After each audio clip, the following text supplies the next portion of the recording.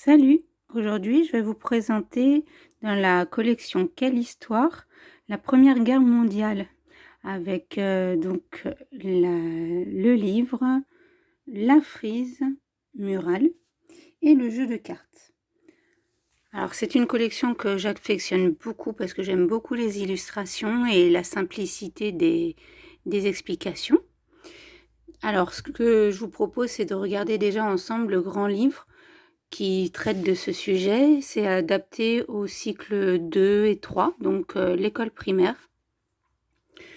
Première Guerre mondiale, donc l'histoire de la Grande Guerre, chez Quelle histoire?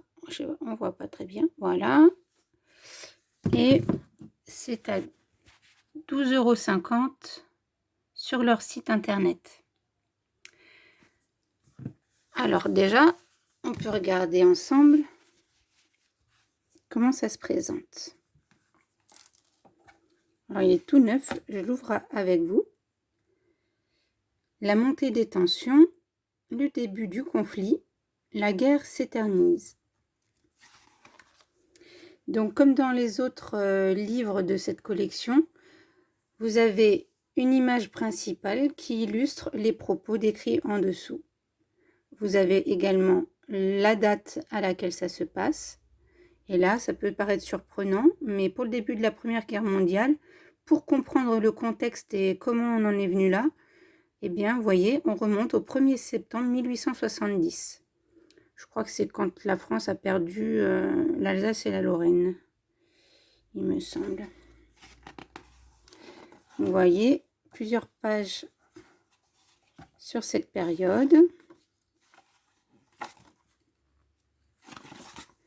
Ensuite, vous avez la frise chronologique avec les éléments principaux à retenir.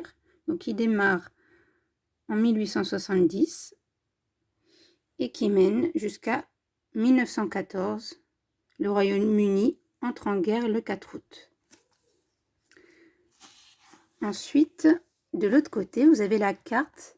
Alors, si vous regardez la légende, voilà, on parle de la Triple Entente, ça sera en bleu foncé, les pays alliés de la Triple Entente, la Triple Alliance et les pays alliés de la Triple Alliance.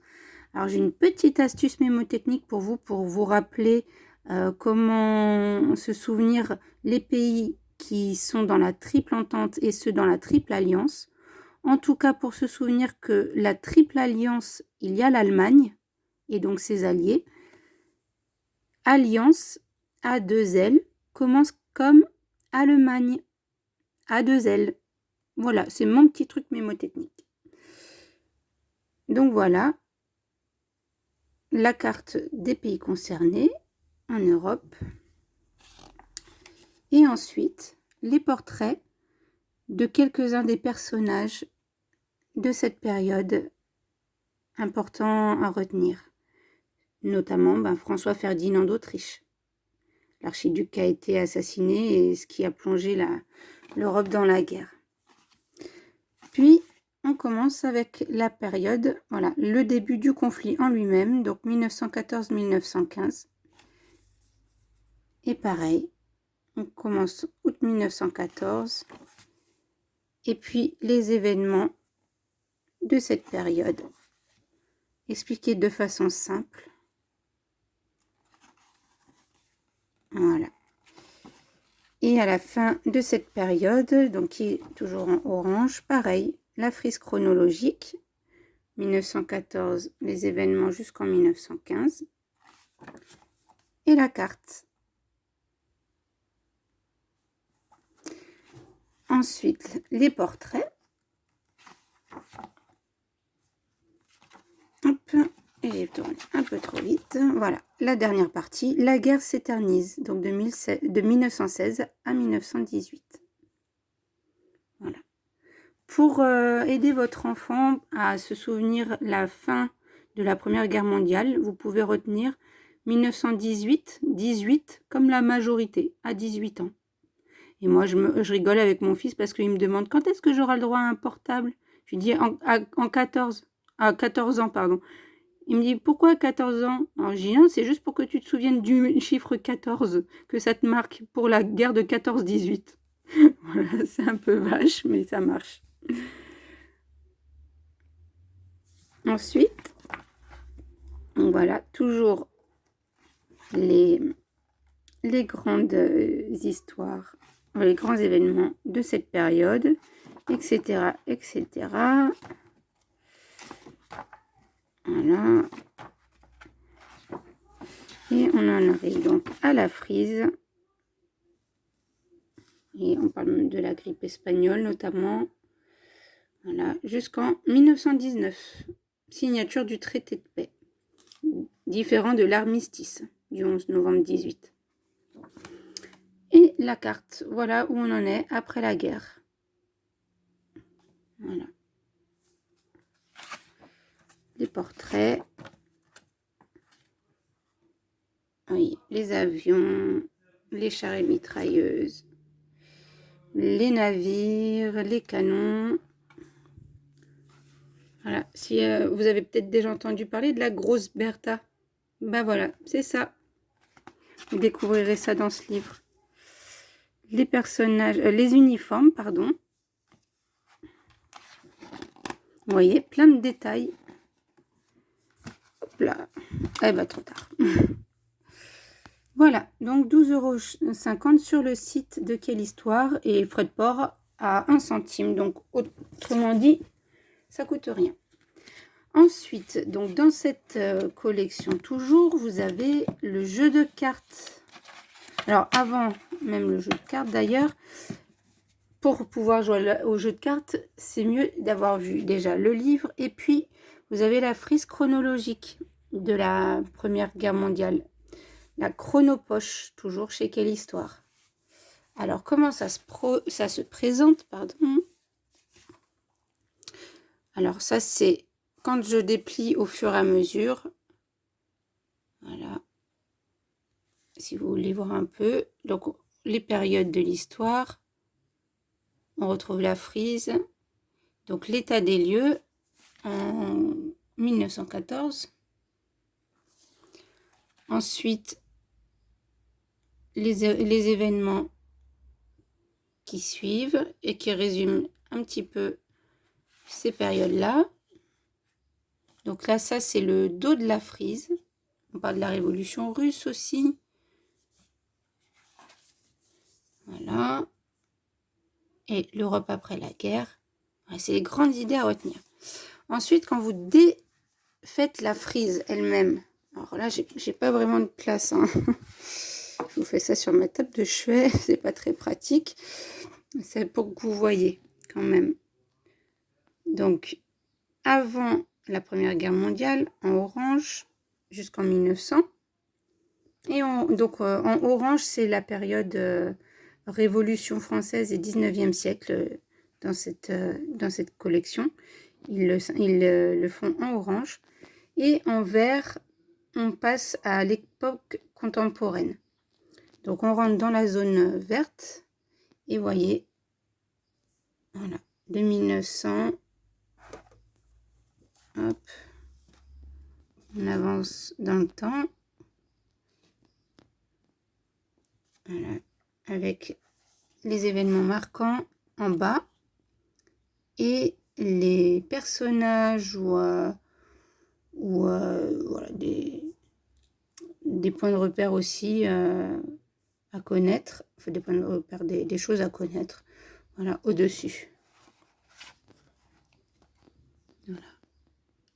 Vous voyez, rien à voir avec la Première Guerre mondiale, mais on parle de Marie Curie, par exemple. Donc ça fait une vue d'ensemble de cette période. Vous voyez, Mata Hari, les chars, etc.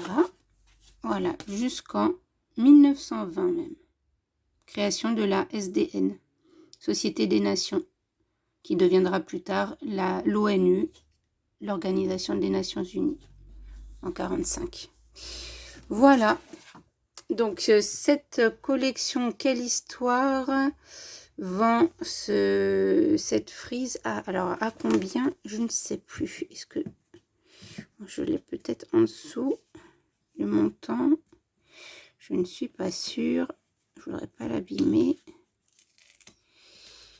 Hop. Désolée. Alors, c'est combien?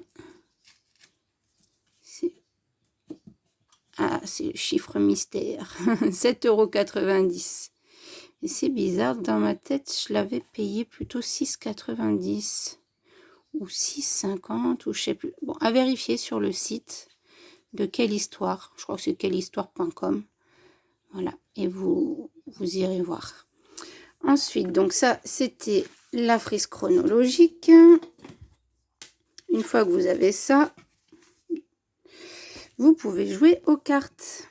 Alors, c'est bien pour les enfants et pour les adultes. Excusez-moi. Alors, donc, toujours dans la même collection, c'est Tempo Chrono. Et moi, je disais Chrono Tempo. Non, c'est Tempo Chrono. Alors, on peut jouer de 2 à 5 joueurs à partir de 7 ans. Le but de ce jeu, vous avez des cartes événements. D'un côté, vous avez un événement et une date. Et de l'autre côté, vous avez toujours l'événement, mais sans la date, mais un indice. Donc, la première carte va être posée sur la table. Chaque joueur va avoir un certain nombre de cartes et va poser sa carte soit avant, donc on regarde, le joueur regarde lui sa carte avec la date, bien sûr. Il va essayer, ça va être mis comme, oui, ça va être mis comme ça. Il n'a pas le droit de regarder plutôt il n'a pas le droit de regarder la date, bien sûr, dans son jeu, mais il regarde côté où il a l'indice. Et il va pouvoir dire, et poser surtout sa carte avant ou après pour former une sorte de frise chronologique. Et le premier, donc ça, quand on distribue, il faut pas regarder, bien sûr. Le premier qui a posé toutes ces cartes a gagné. Mais il y a aussi des cartes actions. Donc, ça peut être là, par exemple, donne l'une de tes cartes événements au joueur de ton choix. Donc, vous voyez, ça fait un petit mélange comme le Uno et d'autres jeux Tempo Chrono qui existent dans le commerce, qui n'ont rien à voir avec la Première Guerre mondiale, mais voilà, je sais que ça existe. Voilà, écoutez, j'espère que ça vous a plu. Moi, j'aime beaucoup cette collection. Vous pouvez la retrouver donc sur le site de quellehistoire.com et à vous de farfouiller un petit peu, mais vous pouvez trouver, il me semble qu'ils font des offres où on peut acheter en même temps le livre et les cartes, ou alors la frise et les cartes, je ne sais plus exactement, mais je sais qu'ils proposent des offres voilà, qui reviennent un peu moins cher. Voilà, donc regardez quand même le prix parce que même si c'est un petit peu plus cher que d'acheter d'occasion sur le Bon Coin ou quoi, comme les frais de port, on peut les économiser par rapport à si on l'achète d'occasion, des fois ça revient plus, enfin c'est plus intéressant, ça revient moins cher d'acheter directement en tout neuf et puis de le revendre après. Voilà, à vous de voir. Bon pensez à liker si vous avez aimé cette vidéo et à la partager. Et si vous le voulez, abonnez-vous. Il n'y a plus qu'à.